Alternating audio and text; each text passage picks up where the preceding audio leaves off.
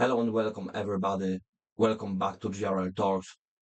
So today I'm joined by the group of masochists who voluntarily make themselves a team owners and decided to manage a group of sim racers. So yeah, today we are joined by the three of them. So we are joined by Dondesh, which is Aston Martin team owner. We are joined by Gilles, VCAP team owner, and Woody, a Haas team owner, or Woodlands Haas team owner. There we So go. without any delays, how are you guys doing? You're great, mate. Really good. Thank you for having us. How are you doing? Yeah, I'm still alive, thank you. Good. So yeah, the point is to be happy from small things. All right, so without any delays anymore, let's head to the first question. All right, so let's start at the top. So going into the first race, what were the expectations team-wise? So when you made your picks, what were the expectations? Where do you expected yourself to finish at the end of the season? I mean, obviously the goal is to finish at the top, but realistically, what's the minimum you expect your team to achieve? I'll kick it off. Well, as Haas has finished last in the past 3 seasons, the main objective is to not do that. But realistically, I think we can push for the midfield. Um, for me, I'm in a new team. I was in Sauber last season and I finished runners up. So, new team. I've brought some of the same drivers with me. I'm hoping for a top three finish, but the lineups this season are looking really close. It's tough to judge who could finish where.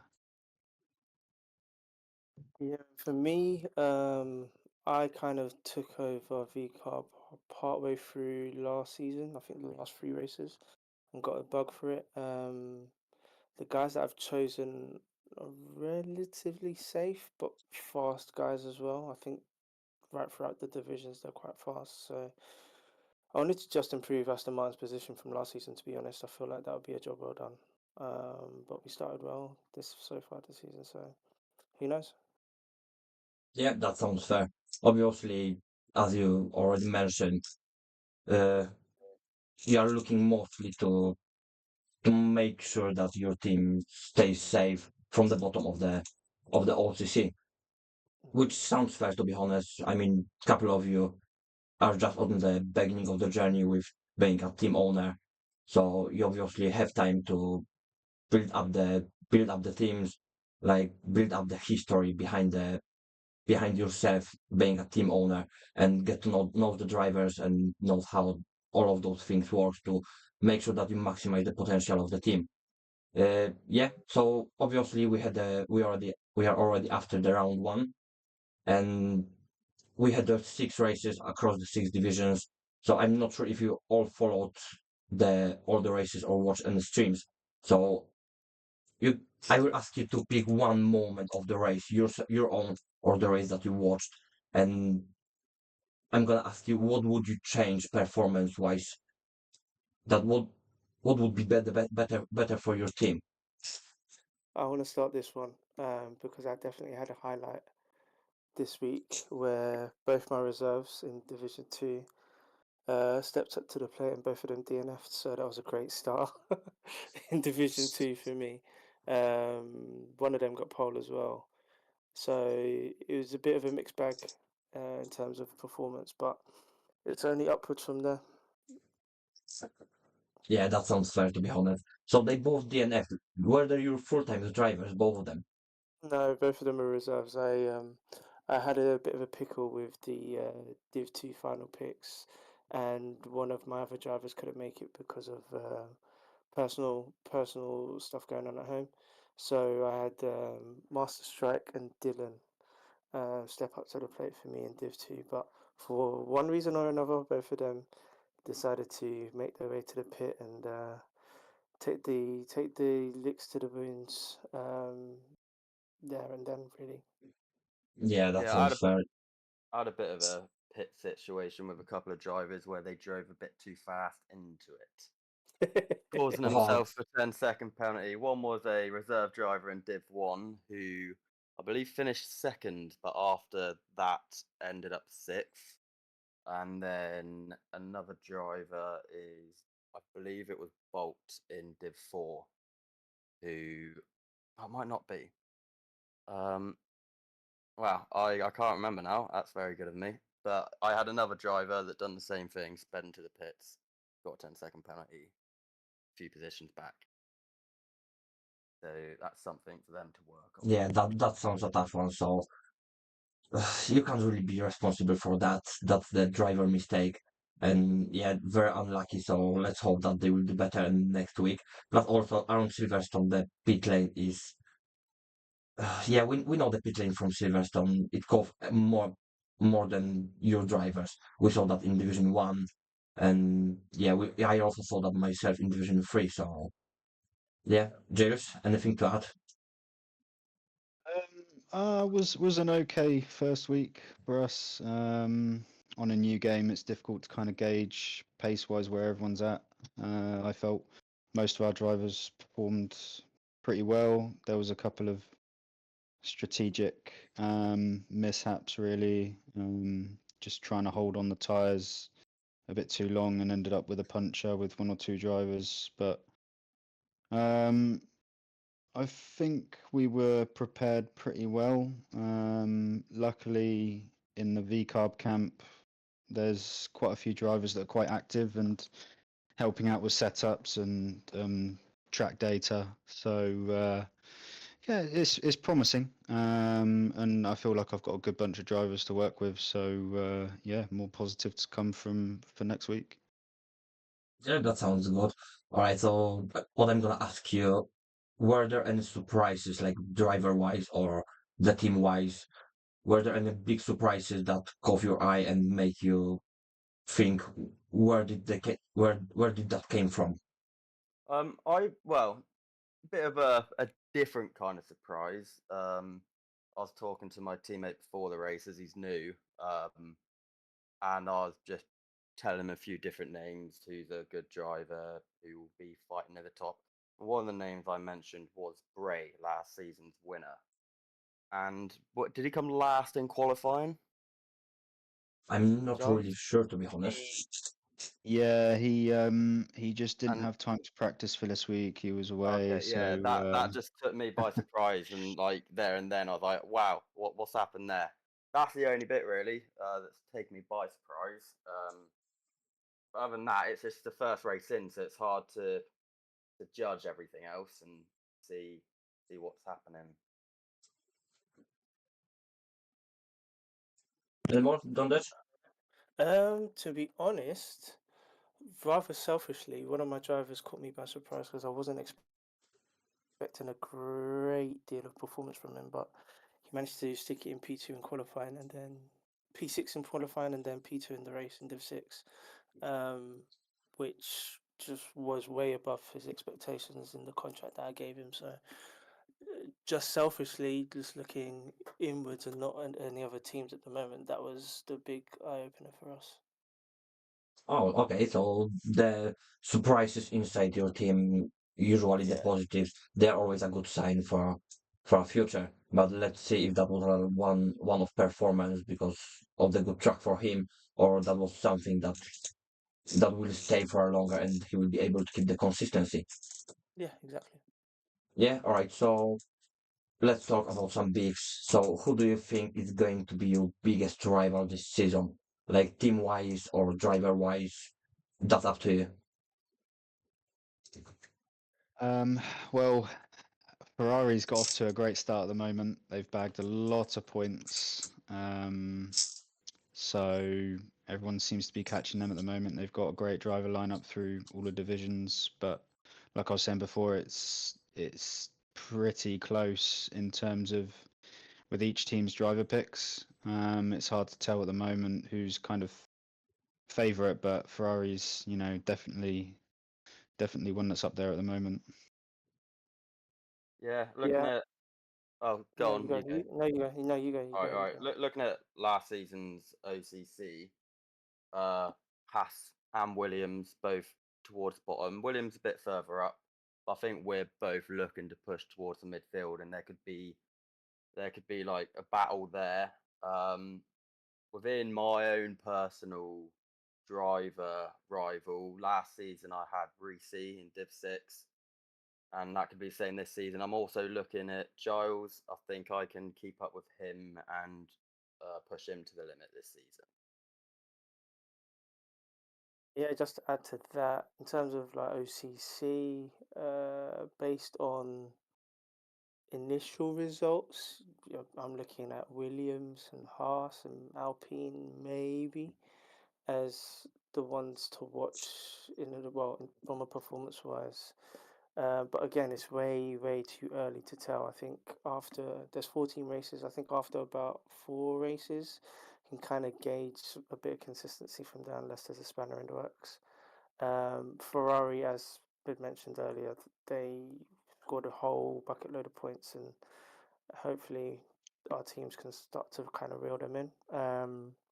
But personally, for me in Div 4, in terms of driver rivalries, I had a really good battle mixing up with Godzilla last year. So I reckon we're going to continue a little bit of that. Same with Riley. Um, and yeah, I think we're going to just be mixing it in and around the best of the rest, sort of battling throughout the whole season. All right, that sounds fair. So I'm gonna add a couple of words from myself as a team owner also. So personally, as I'm team owner of Mercedes, we didn't really had a great of the first round.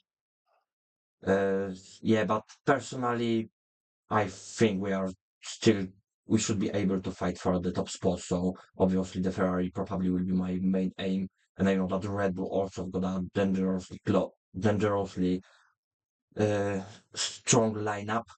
So I will be probably looking at two of them, and yeah, obviously I will try to get the top spot again, and let's see. And personally, I I know that probably I should be a little faster due to the wheel pad difference, but I'm really looking forward to beat Atom across the season. That's my personal goal. Doesn't matter where I finish. I just want to beat him. That's a great goal. That's a It great is. goal. It is indeed. Yeah, that's I very know good. he will be very happy when he will be hearing that. But another goal that I just want to throw out there is like all the Mercedes powered engines and try and finish ahead of Mercedes. That'll be really interesting. I hope that doesn't happen. But I mean, two of us are ahead of you right now, but yeah, we'll see. so far the season is long. Let's see how that will spread over the season. There'll be a Uh, little side battle. That's good. okay, so I had a question about the dark horse, as you know, but yeah, I'm not gonna ask you that because, as you said, it's really early in the season and it would be really hard to spot. But personally, I think like Haas could be a dark horse this season because they finish at the bottom and yeah, they look like a solid lineup, really balanced, and if they can commit and they can keep somehow in the mid pack at least, that will be a really great performance for them and for you, Woody, obviously. Yeah, that's the plan. Just to turn up every week and race and try not to get hit with any point deductions. I think that will be the main way of staying up there. I think everyone can do the job in the race. It's just outside of the track, and obviously there's many ways of getting different sort of point deductions, and if we can avoid that, I think we'll be golden. Yeah, you've definitely done your research, and after the first round, it looks solid for you. But let's see if you can keep that consistency throughout the season. And now the question for all three of you: let's be honest with me. Are there any drivers outside your team that already like caught your eye and make you think about the potential transfer window, or if you could get a chance to get them now, that you would? Um, Absolutely. yeah, I've got, well, one is he reserved for me, Dom, in Div 1, and finishing second, obviously, then to end up sixth with the speeding into the pit lane. I think he's reserving for someone else this week, so that will be another chance to look where he finishes. But it will definitely give my Div 1 drivers, hopefully, a bit of urge to fight and keep their spots because he's looking good after one race. Yeah, for me, there are a couple, but I'm in a bit of a pickle contract-wise. So yes and no, because if I was to make any transfers, I'm going to get hit with points deductions. So that's the reason why I'm trying to ensure that I've got a happy camp where everyone just drives every week. But obviously things happen, things change. We'll see. But I've got my eye on a couple of emergencies that looked really, really strong in the opening rounds as reserves. It looks like you're trying to keep them close to your chest. I am. Yeah, smart, smart. He's being tactical. For me, Lloyd sticks out. I worked with him last season at Sauber, and he done a really solid job. He's a quality driver. Unfortunately, I couldn't get him in the draft, but let's see what happens in the transfer window. Obviously, I think he won Silverstone, so that's another trophy to his collection. So, but I'm very happy with my team, who I picked. I have faith in them and their ability. So yeah, let's see what happens. Yeah, but I mean about Lloyd, you mentioned Lloyd, so he had a really great start of the season. So obviously we had a wet race around Silverstone, and he managed to make one stopper working. But when he sent the pictures of his tire at the end of the race, they were like on 97%. That was madness. So how he avoided a puncture over there, I mean, I still don't know. And fair play, and he deserved that win, taking that to the end. Yeah, but obviously, so that's a solid driver, and yeah, I expected that someone will probably look at him, and I'm not surprised you actually did because as you mentioned, you worked with him before. Yeah. All right, so now a question just to make sure we've got that recorded. If you have to predict now your final position in the OCC and the driver that will score the most points for your team, who is it? I Woody? think, yeah, I think in the OCC we'll be fifth or fourth, and then I think Bolt could in Div 4 could get the most points. I had him for the last 3 races or 2 races last season, and he done very well picking up some podiums, and I think he's finished third already on his first race. So if he can just consistently fight for podiums, I think he can do really well. Yeah, For or me, James? No, for me, we're gonna win. VCarb are going to win this season. I can feel it. We didn't have a great start. We were unlucky, and but hey, we'll fight back. And I will say Thomas in Division 2 will score the most points for us. That's a solid, to be honest. That's a solid pick. If you are saying that you are going to win, I like your confidence really. So let's see, don't it? uh, this is like putting it way out there, but I feel like my Div 1 driver is going to score the most points. They both got very, very similar objectives. Um, if I had to bet my house on it, probably Adonis is going to score the most points for me. I just really rate him as a driver. And where are we going to finish in the overall constructors? I feel like we're just going to be battling Haas. Like, I can just see our results being very, very similar. I feel like we've gone for a very similar strategy driver wise. So yeah, we'll wait and see. I think anywhere between third and fifth is where Aston will finish. Yeah, I mean that's a solid position. So especially if that's your debut as a team owner, which is for you as a full season, because as you mentioned before, you just took Vic up at the end of the season in season 8. So Mm. okay, so I think that's all the questions at the moment I've got for you. And it's time to move for some flappers. Atom's done that before, that are quick fire questions, but they are counted in laps. So I will need probably one of you. So I mean, Woody, are you happy to do them? Yeah, I'm happy. Yeah, all right. That will be 5 questions. You have to answer quickly for them, and yeah. So let's go. Would you rather would you rather lose a race or listen to your driver complain about the tire wear for 30 laps? I would rather listen to a driver complain. I reckon I've got a bit of selective hearing and can just ignore it. Okay, then Okay. which is harder, managing drivers or assembling IKEA furniture? Um, as a crafty man myself, I have no problem with that. So I'm going to say managing drivers is going to be more of a difficult issue for me as I'm new to the job. Okay, are you more of a Toto Wolff or Christian Horner as a team owner? Oh God, I'd go with Toto Wolf. All right, finish the sentence. Being a team owner is like, Being a team owner. Oh wow, you stumbled me there. I have no answer to that one, mate. all right, and that's invalidated lap. So the last question, if your GRL team had a mascot, what would it be?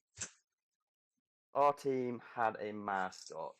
It will be the like a big marshmallow man. That will be it. Well, like the Michelin tire guy. That's it. Like, is it like from Ghostbusters maybe? Yeah. Something like that. Yeah, I that's like what I'm thinking. Okay, I like that. Okay, that's Yeah. all the question. So that's wrap up on our team owners interview and rundown. So thank you all for the insights and the spicy predictions. So that obviously the season is just getting started. And if the first race was just a sign, I mean we are on for some roller coaster drive.